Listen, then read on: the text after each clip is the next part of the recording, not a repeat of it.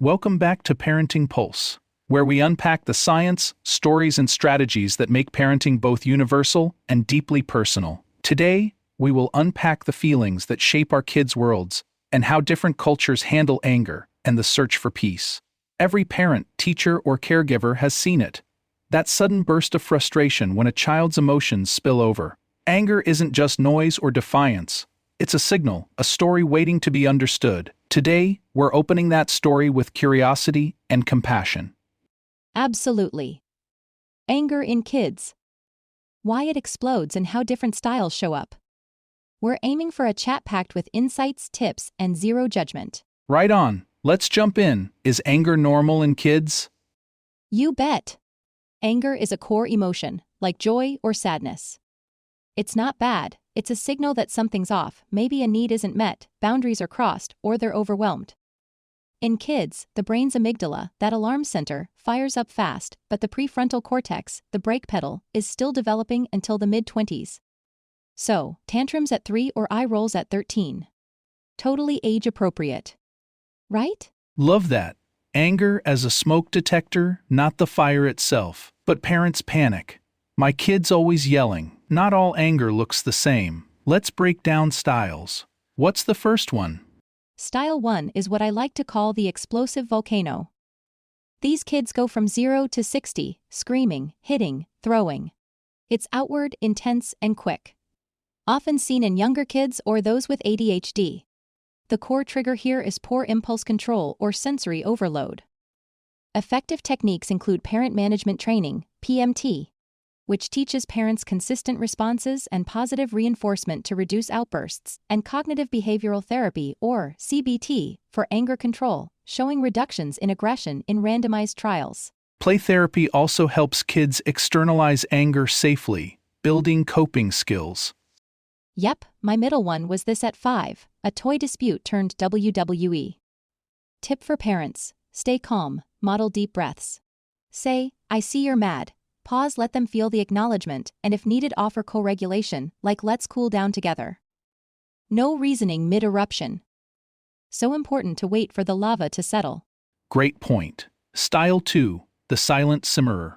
Inward anger, pouting, withdrawing, stomach aches, common in sensitive or perfectionist kids. They bottle it up to avoid conflict, but it leaks as passive aggression or self-harm later.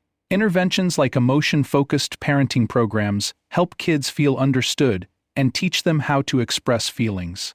Studies show these programs reduce internalizing problems. And it's not just about family talks. Creative outlets, like journaling or art therapy, give kids safe ways to express themselves, with studies showing real improvements in adjustment. Totally. It can be hard to notice. My daughter does this too. Slams doors quietly.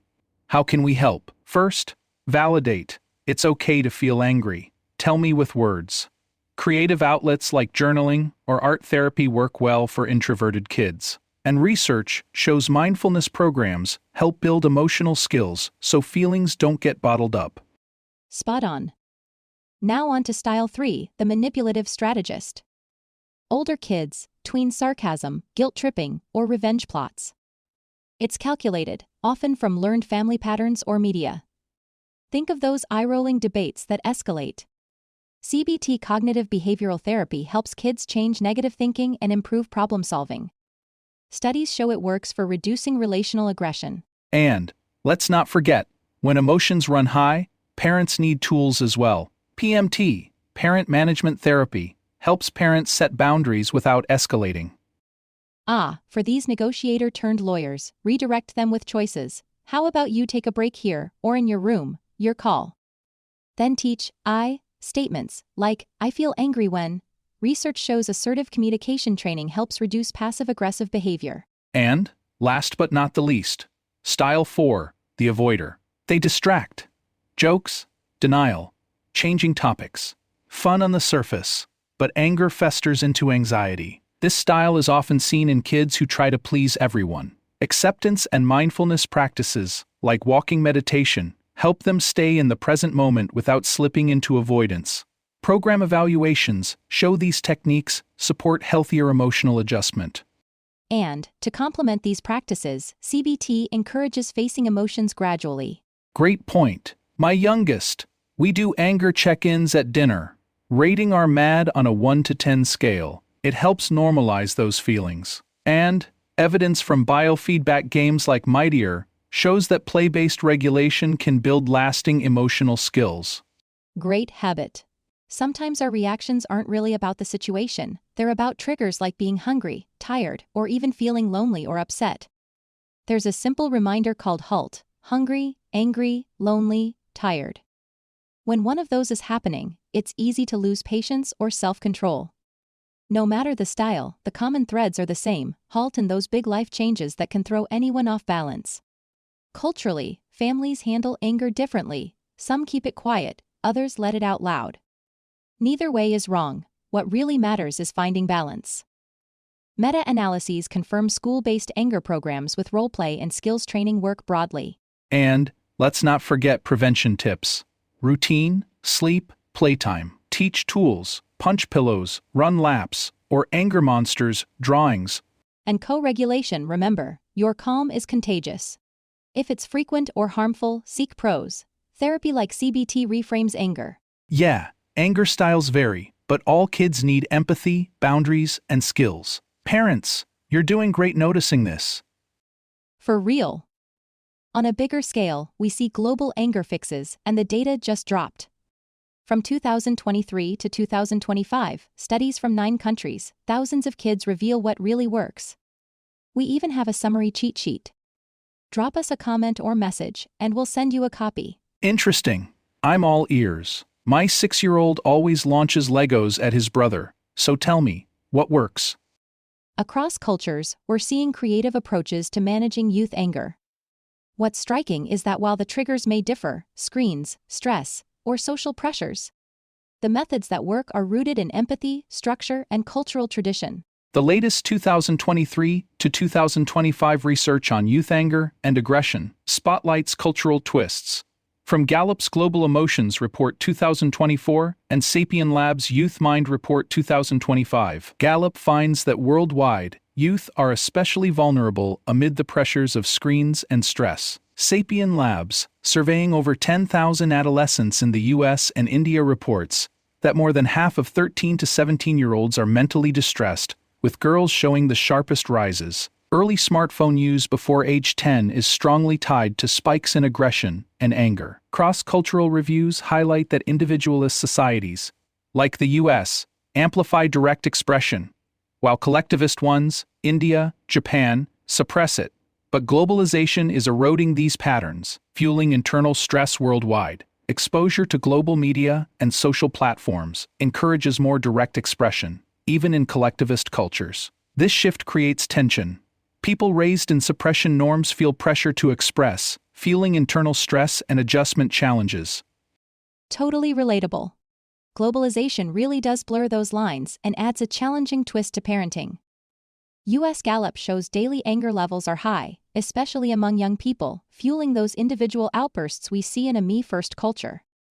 Sapien Labs adds that early phone access ramps up aggression. Teens with smartphones, too young, report more troubling thoughts and struggles with mental health. In the US, programs emphasize direct expression and coping strategies, while in India, yoga and pranayama breathing practices help balance collectivist harmony with modern stress. Traditionally, collectivist harmony keeps anger suppressed, but urbanization is shaking that balance. And families are experimenting with a simple phrase in Hindi: Mujhaka sa aa raha hai, mujha shanti chahi. I'm getting angry, I need peace. It's part of family circle talks, balancing tradition with modern assertiveness. So in India, the focus is collective harmony, calming the group. In the West, therapists often use CBT, cognitive behavioral therapy, to help people identify triggers and reframe their thoughts. It's more about individual regulation and self-expression. But both are converging. And Brazil leans on positive discipline and play therapy, strengthening family bonds and reducing aggression.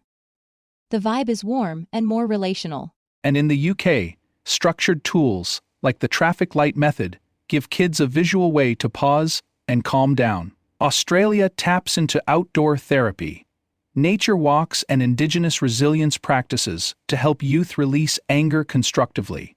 Meanwhile, Japan uses mindfulness traditions like Zazen to transform suppressed emotions into calm reflection. China is shifting toward open emotion talk to replace suppression, while Germany uses visual aids like Gufful monster cards to help kids name and manage feelings. Canada blends inclusivity with indigenous practices like talking sticks, creating safe spaces for emotional literacy. The common thread? Whether it's breathing, visuals, or rituals, these methods consistently reduce conflict and build resilience.